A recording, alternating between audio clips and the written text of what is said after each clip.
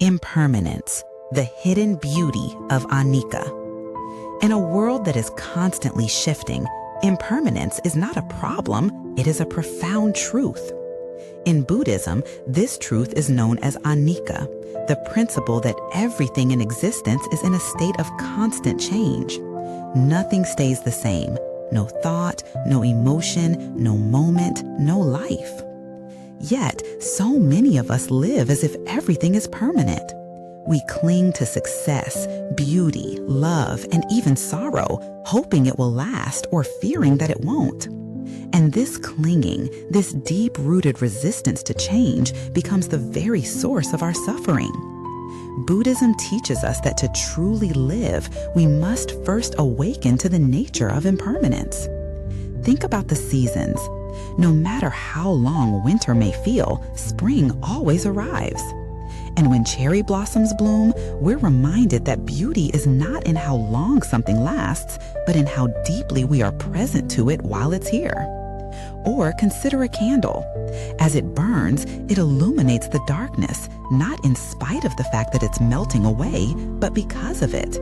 The flame's impermanence is what gives it its brilliance. So too are the moments of our lives.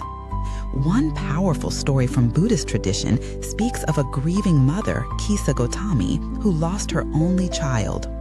Heartbroken, she approached the Buddha and pleaded for a medicine to bring her child back to life.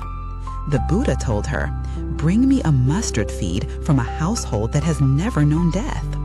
She searched high and low, but every home had known loss. And in that realization, she awakened to the truth of Anicca, that death, like life, is a part of the great unfolding. From her suffering, she discovered wisdom and peace. Impermanence is not just about death. It's about change in every form.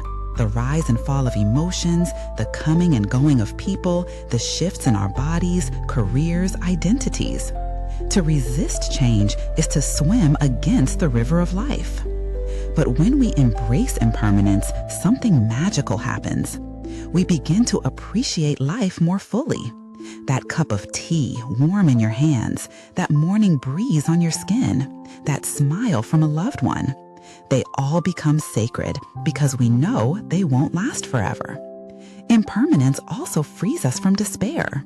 Why? Because just as joy doesn't last, neither does pain. The heaviest of storms will eventually pass.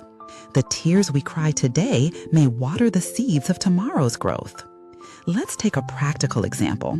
Imagine you're feeling overwhelmed, anxious, or heartbroken. Instead of fighting the emotion or drowning in it, breathe and remember, this is impermanent. Feel it, observe it, but don't become it. Let it rise, let it peak, and then let it go. This is not spiritual denial, it's spiritual wisdom. Just as the ocean has waves, our mind has feelings. And when we learn to surf them with awareness, we stop drowning in the storm. In mindfulness meditation, we train ourselves to observe the impermanence of each breath, each thought. You watch an itch arise, then fade. A thought comes, then disappears. Through this practice, you develop equanimity, a calm balance in the face of life's inevitable ups and downs. There's a beautiful Japanese art called kintsugi, where broken pottery is repaired with gold. The cracks are not hidden, but celebrated. The object becomes more beautiful for having been broken. Isn't that what impermanence teaches us? That the changes, the losses, even the breaks, they don't make us less. They make us human. They make us real. So, the next time you hold something precious, a moment, a friend, a laugh, pause. Feel it deeply. Cherish it, not because it will last forever, but because it won't.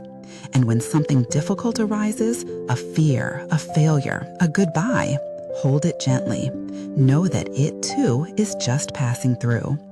This is the wisdom of Anicca. This is Anicca. Not something to fear, but something to honor, something to live by. Let the truth of Anicca guide you to a life of mindfulness, compassion, and freedom.